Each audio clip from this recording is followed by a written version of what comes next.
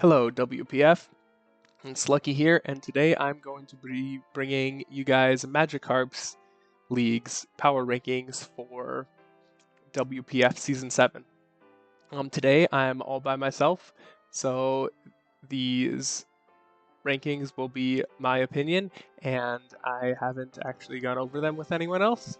So if you don't like them, sorry, but this is just what I think is the best teams. So let's get into it. The team I think that is the number one and the best overall team this draft is the Cleveland Crowns. Now it has an excellent offensive core to it of Zeraora, Torrentee, and Mega Gallade. That is really threatening. Interesting thing is that in Gyarados League, me and Nolan also had Tornadus T on the number one ranked team, so that's just a good mon to have. But you still got to draft around it. Just taking Torrentee doesn't make you the number one pick automatically. That being said, I think it really fits this team excellent. Torrentee and Tangrowth also form a good regen core, so that's obviously hard to take down. The speed tiers in this team are pretty good, with Zeraora down to Torrentee, down to Mega Gallade, and then Charizard, so he's spacing those out really well. It has a good mix of offense and defense, which I really like seeing some sort of balance in teams in draft format, because when your opponent knows what you're bringing, they can counter that. And if you have a balanced team, it makes it a lot harder to just throw a bunch of walls at an offensive team or have a bunch of setup as a completely defensive team. And I don't think you can just have one strategy that completely beats this team. It has a good mix of offense and defense. As far as hazards go, it's great on the hazard setting with Kommo-o, Seismitoad, Nidoking, Diancie, Steelix.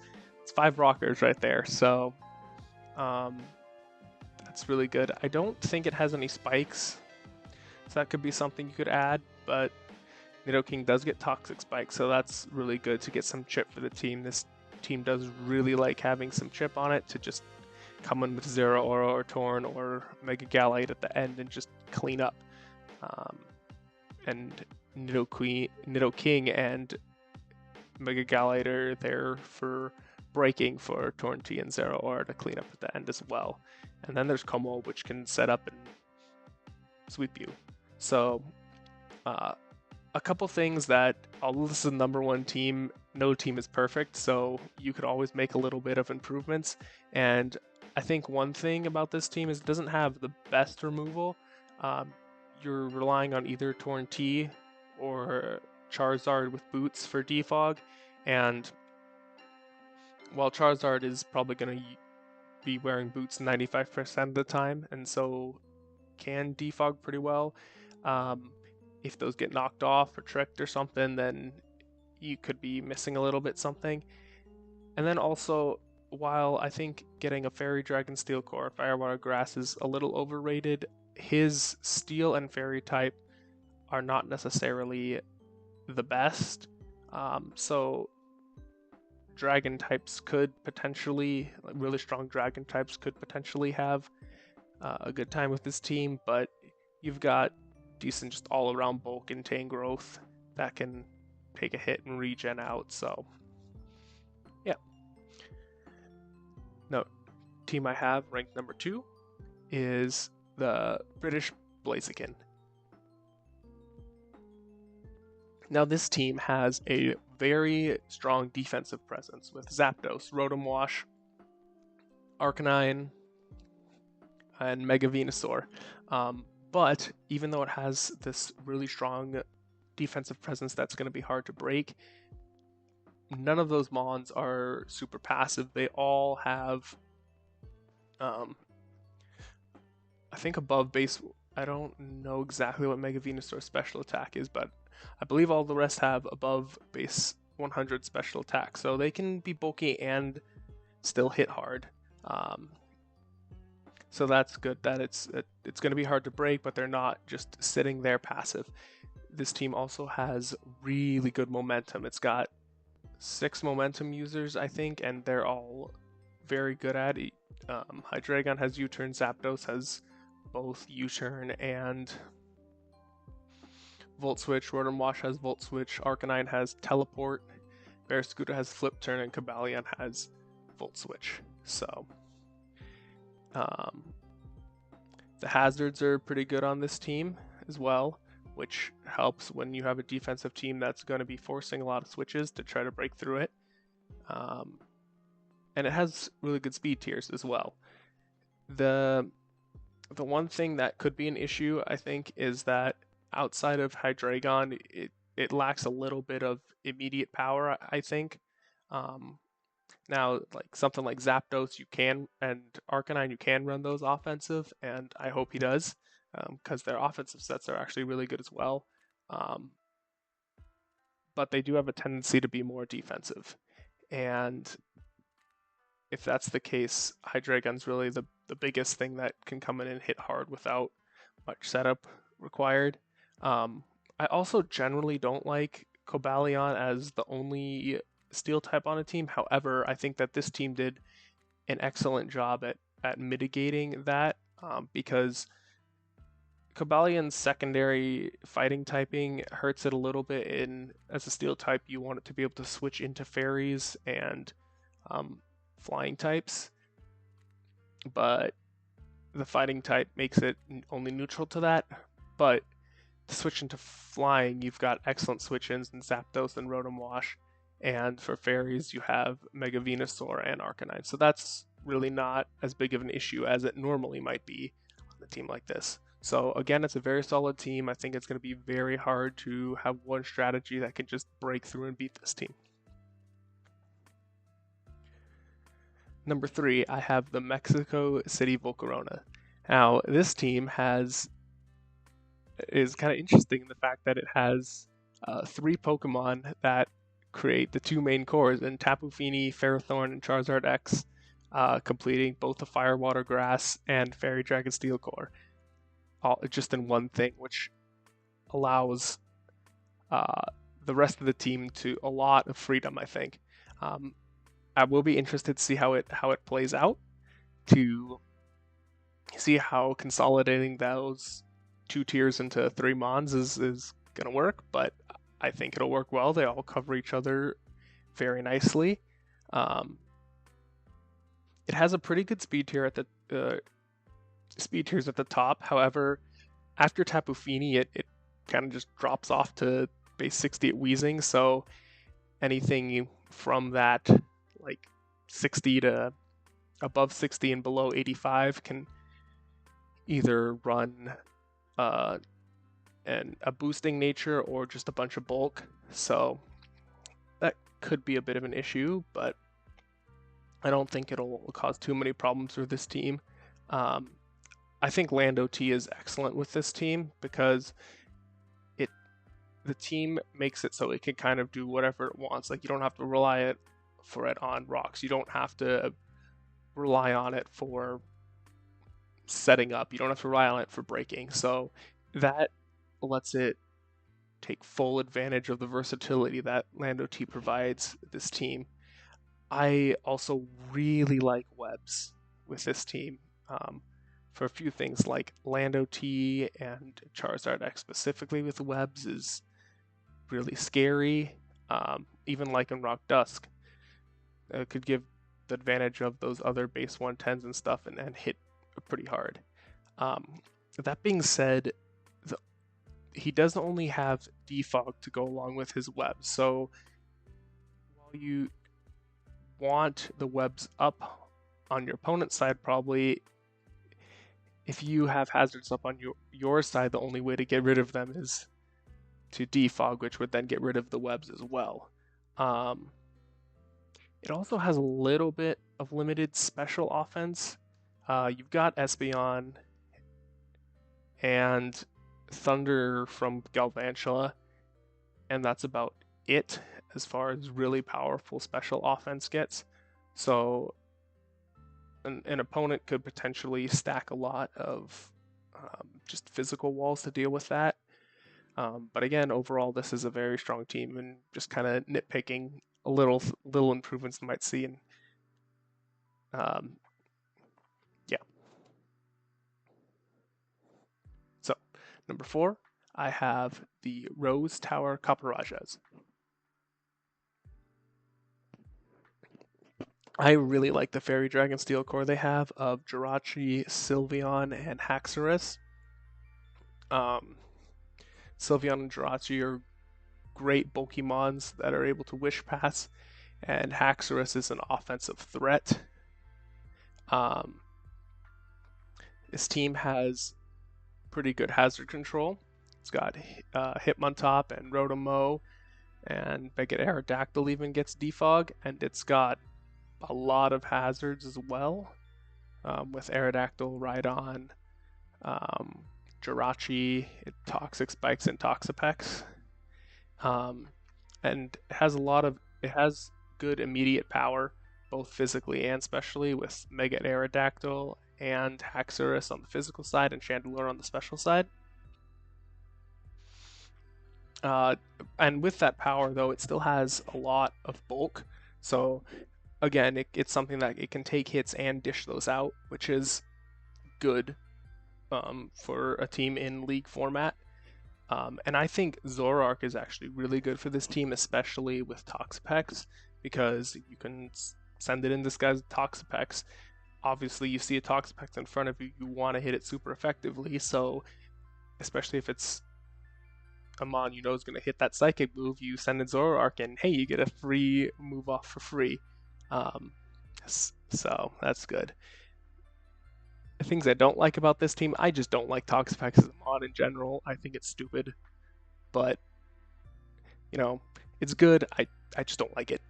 The speed is a little weird. This team, there's Mega Aerodactyl is really fast, and then it drops off to Zoroark from there.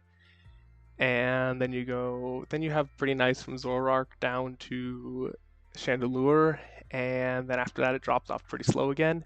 So there's a couple pretty large speed gaps that a lot of Pokemon could fit in to.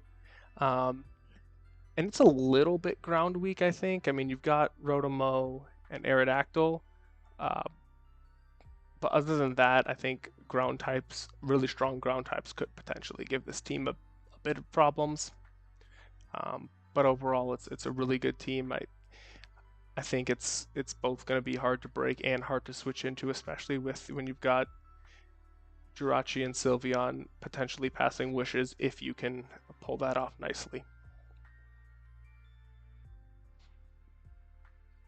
Number 5, I have the Colorado Churubi. This has one of the best Fairy Dragon Steel cores, I think, with Dragapult, Diancie, and Corviknight. It's a really good bulky offense team. It can dish out hits, but also take them, which is really good. The hazard game on this team is excellent, both setting-wise and control.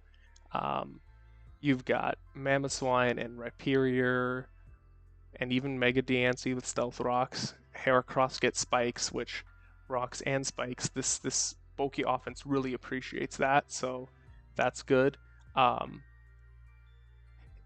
Defogging options, it has Sigilyph, Skuntank, and Corviknight, so that's good. Outside of the speed gap from Mega Diancie to Porygon Z, which is a fairly large one that could be an issue because you got the base 100s and all that in there. The speed tiers other than that gap are really nice. This team doesn't have a fire type or a grass type, however.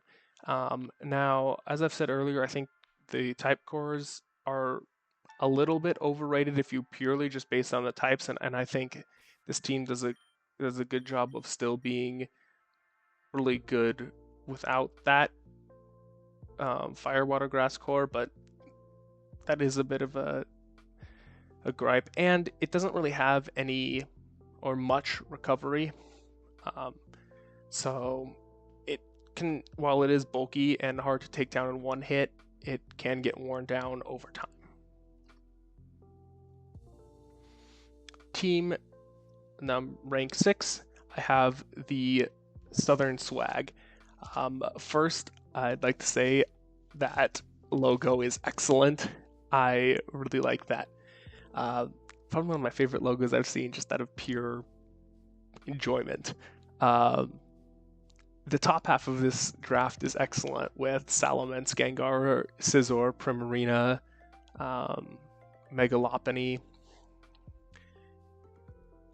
The thing is that some of the lower tier mons I feel like are just there and aren't going to come that much, which it's not always that much of an issue, but as you get later into the season, if you're only bringing the same 6, maybe 7 mons a lot, it's a lot easier to prep for, even though the top mons of this team are really powerful.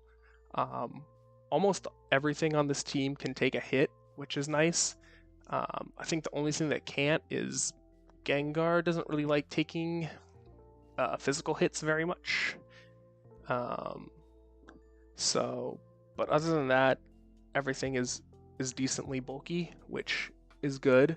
The Toxic Spikes are really nice for this team. It has a lot of things that like having that extra chip over time that Drapion has. So I really like that. One thing about this team is I think it relies a little bit too much on lower tier mons for hazard control, I guess.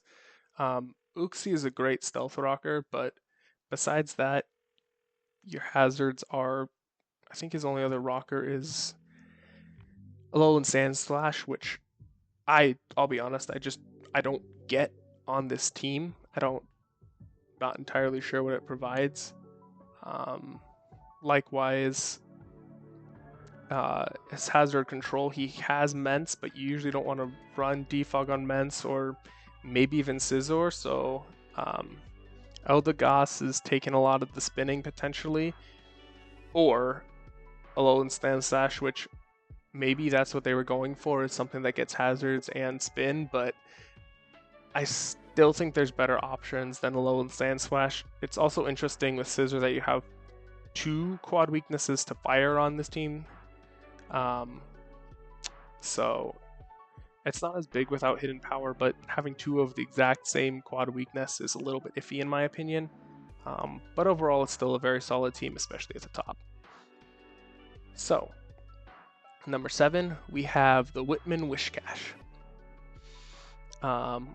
I really like Dragonite a lot this gen, especially with heavy duty boots, because with multi-scale you can come in and you're almost guaranteed to set up on a Dragon Dance on basically anything with multi-scale, and maybe even 2 depending on what you're setting up on. So Dragonite can really easily get out of hand. In addition, you don't even have to set up with it. You can Bandit. Bandit Dragonite's a really good set, especially with extreme speed. Dragonite's really cool. With that, Rillaboom's cool too. I really like that in Draft League. The hazards are pretty good, and I really like Wish Vaporeon with Mega Steelix on this team. For me, for some reason, that I don't know why, but that's always something I've struggled in League, is Mega Steelix with something that can pass a Wish to it. It's just annoying to deal with. It does have a bit of a large speed gap from Durant down to Rillaboom, which I think is one that, that middling one that includes base 100s is probably one of the tiers that has the biggest issues. The offense is mostly physical on this team. I know Azelf can go either way, either physical or special, but besides Azelf or potentially running an offensive Vaporeon, almost everything else is physical. So again, there was that problem with an earlier team, I think, that you can potentially run just physical walls and it'll have a hard time breaking through it. But overall, this team is pretty good. I would say it's kind of, there's a few things that are really threatening, like Dragonite and potentially Rillaboom. But overall, I'd say it's just very solid. It's not spectacular, but it's not bad in any way. It's above average, I'd say. It's just very solid. So, at number 8, I have the Antwerp Absols. Now, this is a bit of a Trick Room team. It's interesting. It's good that it has the Trick Room mode that doesn't fully rely on Trick Room. Because it can be kind of hard to pull off a full Trick Room team in Draft League, but it has a few ones that can, well, Hatterene and Stakataka can set it and take advantage of their own Trick Room, which helps this out a lot. And as far as the middling spill tiers go, it's got that taken care of very well. I do think it could struggle a little bit outside of Trick Room, because outside, it doesn't really have any threatening fast sweepers. Like Whimsicott and Frostlass are fast, but they're not necessarily doing much damage. The removal for this team also is a little bit weird outside of Claydol. Like, you have Defog on Mega Altara, you have Defog on Whimsicott, you have Defog on Volcanion, but none of those really want to run it. And so while you can put it on there in a pinch, more often than not, you want a different move there. So I think Claydol is gonna take a lot of that spinning duties. That being said, he does have Hatterene, so he might be able to pull off some cheeky Magic Bounce shenanigans. So we'll see how that goes. I think Galarian Zapdos is going to be really good for this team. I think it's going to be its main damage dealer outside of Trick Room, because it's fast enough that it can deal with a lot of threats and have that immediate power off the bat. So, yep. Number 9, I have the GWS Galladiators. Now, I think this team did an excellent job with his speed tiers. There aren't any large gaps that I see. And it has a lot of offensive threats. I mean, we've never seen it before, but Spectre hits really hard. Raiku's an offensive threat. Reuniclus can be an offensive and defensive threat. Tornadus Eye is an offensive threat. So it's got a ton of offensive threats on this team. It's got a lot of hazard removal, which I think is kind of interesting, because who knows if Kronos is going to use it or not, but he has the potential if he wants to actually run hazard removal for once. He's got a lot of that on this team.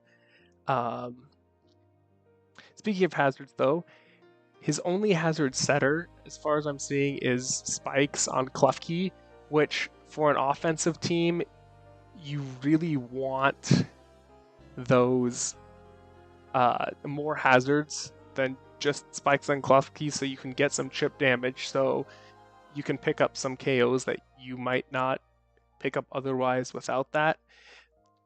The biggest issue I see with this team is that there's no water type besides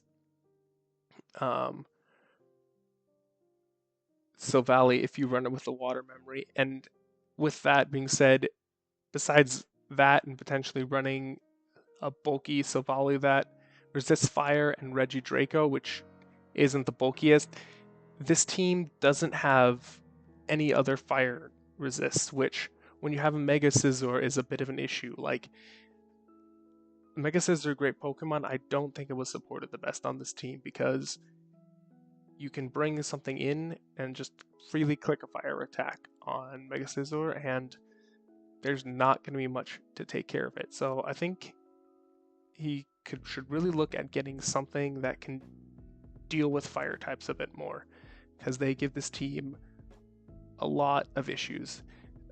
There's also not a lot that can take hits in general besides Mega Scizor and Reuniclus. So this team's really going to rely on predictions and getting ahead of your opponent, rather than if you get on the back foot, it can be hard to recover. Team number 10, I have the ASU or ASUMarills. Not sure how she wants that pronounced. But they're Rocket Team of Mew, Garchomp, Tapu Lele, Rotom Heat, Umbreon, Jellicent, Salazzle, Sneasel, Articuno, Shuckle, and Mega Aggron.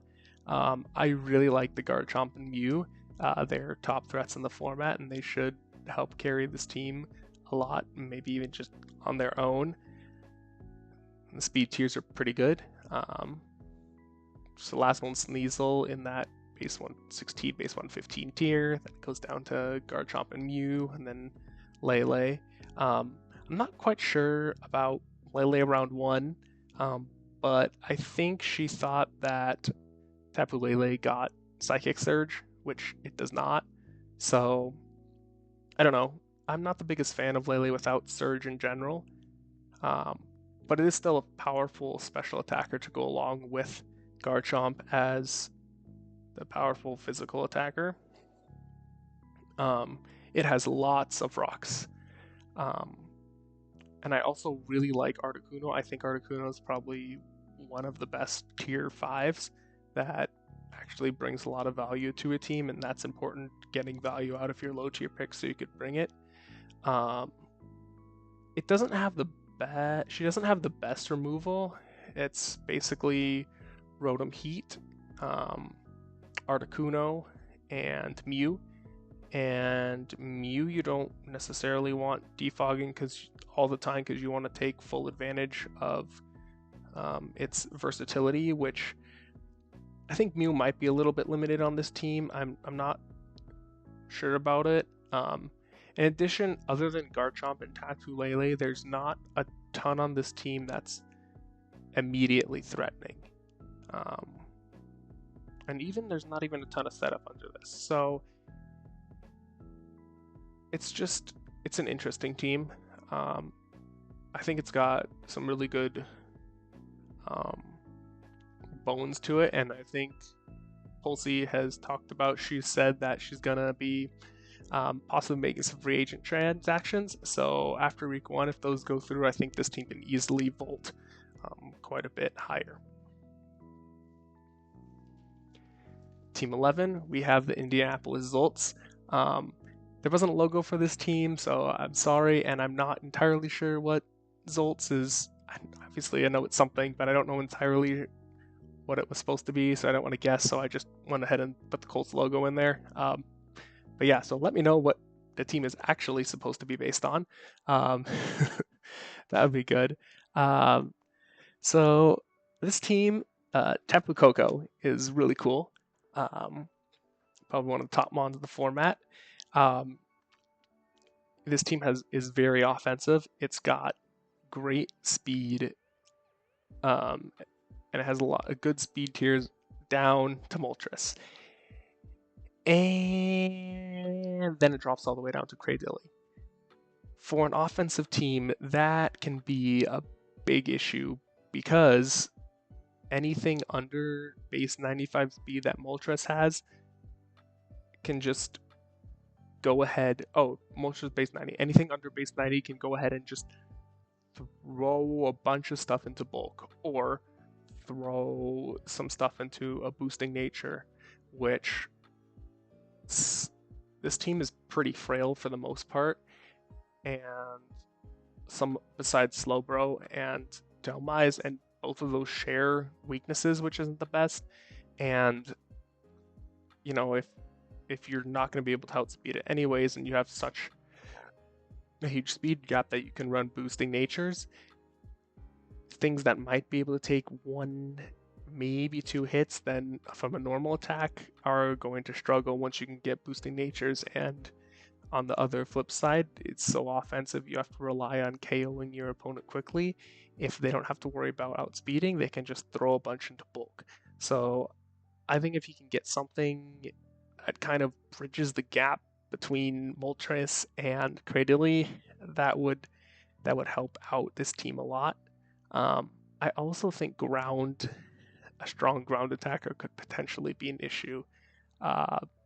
Yes, you have Moltres, yes, you have Delmise, but other than that, not a lot really appreciates taking a ground hit, and most of the time, grounds have some sort of coverage that can hit those other things. Number 13, I have the London Lapras. And first off, the Sand Core is very, very scary. You've got Excadrill and Garchomp are hit really hard, and it's going to be difficult to switch into this team. This team has great hazards. It's got a ton of rocks with T-Tar, Excadrill, Chansey, Mesprit, Mega Garchomp. So that's really cool. It is the biggest issue I see with this team. It is extremely fighting weak. I think it's going to rely a lot. Gardevoir and Araquanid are essential to this team to be able to take a fighting hit. Gardevoir doesn't even necessarily like to take fighting hits because its physical defense is not the best. So Araquanid's really important to take on those fighting types defensively. But other than that, it's got a lot of things that are weak to fighting. The removal is not great. It's either Excadrill, where you don't really want to run spin on, or Avalugg, who's not the best spinner. Speed tiers are a little weird outside of Sand. And it doesn't have a ton of bulk outside of Chansey. And Chansey shares that fighting weakness with a lot of the team, and having a Chansey in your team is already going to invite in fighting types. And then you've got T-Tar, who's 4 times weak to fighting, Excadrill weak to fighting, Avalugg's weak to fighting, Lapras, I don't know what it's necessarily gaining to his team, it's weak to fighting. So this team's going to really struggle taking down fighting types, especially if they happen to have priority and you can't hit them first. So I think if this team can get some sort of either ghost type or fairy or another bulky fairy type, I think that'll go a long way. Otherwise, fighting types are going to be a big issue for this team. Rank 13, I have the New England Patrats. I like Aegislash on the team. It's a threat. It'll be hard to switch into. And Obstagoon and Keldeo offer nice power. This team has some issues, though.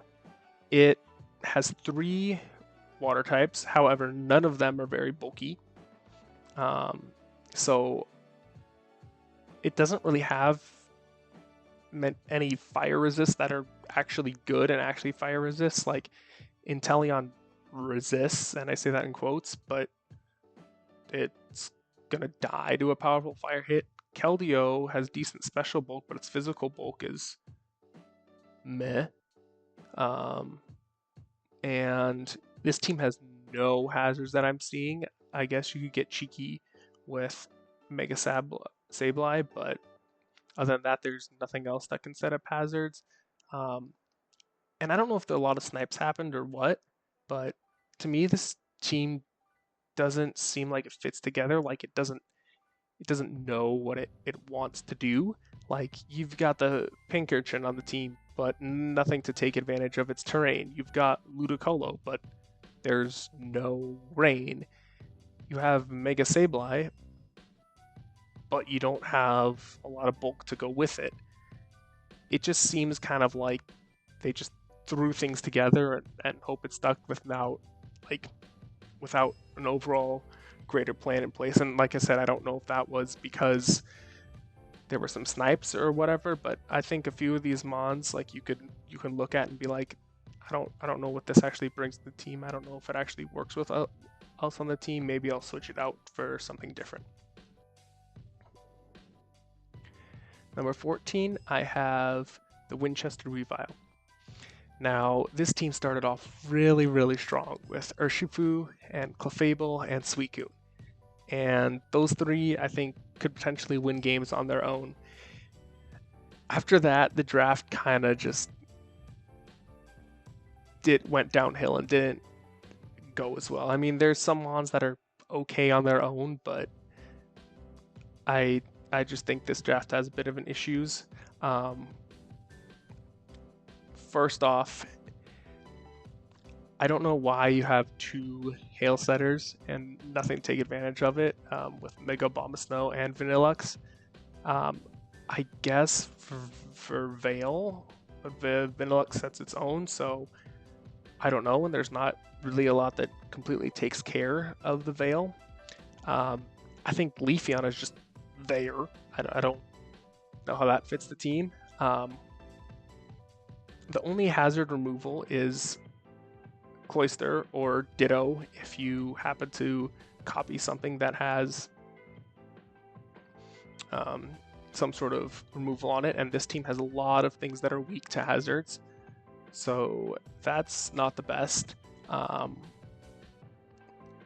Magneton isn't the strongest steel type, so I think Fairies could potentially be an issue for this team as well. I do think it's fixable. Like I said, the Urshifu, the Clefable, and Suicune are excellent, and any team with those three is going to be decent. I think if you work on filling out around that a little bit, that'll be good. I think get rid of one of either Vanillux or Mega Bombasnow. I think they kind of they do the similar things. You don't need both of them. Same with Leafeon. I think that'd be something you can swap out for, I don't know, something that could resist fairies or, I don't know, something else. This team also doesn't really have any speed that I'm seeing. I think Urshifu might be its fastest, so yeah, pick up some speed, pick up something to help with fairy types. I don't know. Help support those top three picks, because those top three picks are excellent. And last, it pains me, but I have the Rain team here. I always like Rain, and Dracovish in the Rain is really strong. And I bonus points for picking Politoed over Pelipper, but I don't know. This team just, it's not very good. First of all, they didn't use all their points. You have, as far as I see in the doc, you have 80 free points left over, which is a ton. And especially when you consider that you went for 3 tier 5s and didn't take advantage of that. You have Rain, but the sweepers aren't good. Like, Quillfish is okay, and it offers a lot of support for the team, but Armaldo's bad. And especially when you have 80 free points left over. I know it's the same typing as Dracovish, but pretty sure Kingdra went undrafted, so that'll give you some more power. Heck, even in the lower tiers, you've got Poliwrath is the same tier as Armaldo, and it's better. Sandslash just doesn't seem like it fits this team well at all. It's just kind of there. Again, Mega Manectric is fine for a Rain team. I get the Thunders are powerful, but it doesn't get much coverage, and again, you don't need those 40 free points that you got from it, so Mega Swampert's still there. Incineroar, I don't hate it because it has dark type, but as a fire type, it's not the best. You've got other fire types that could be here. I feel like the rain is mostly just Politoed and Dracovish, and then the rest of the team is just, I don't know, it doesn't help out that much, and there's like no bulk at all. So I don't know. I'd say this team has some work to do. It can be decent with a few free agent changes, I think.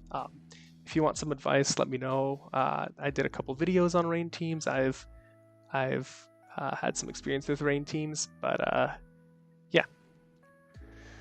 So I'll give you a final sheet that shows the power rankings. We have number 1, the Cleveland Crowns. Number 2, the British Blaziken. Number 3, the Mexico City Volcaronas.